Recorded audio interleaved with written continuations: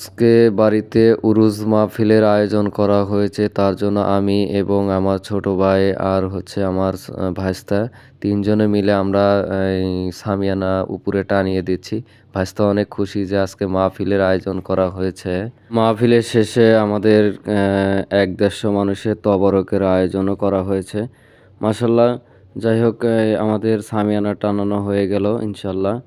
এখন এই একটু সাইডে কাপড় টানিয়ে দেব। তার কারণ হচ্ছে সাইডে একটু ফাঁকা জায়গা আছে।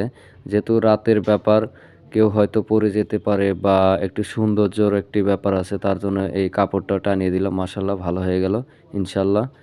এখন আমাদের চলে আসবে এই সসপ্যান চলে আসছে।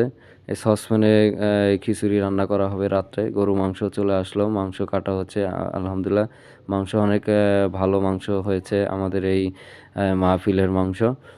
এখন আমরা চলে যাব রাত্রের সেই বাবুর্চির কাছে। বাবুর্চিও চলে আসছে। রান্নাও বসিয়ে দিয়েছে আমি আসার আগেই।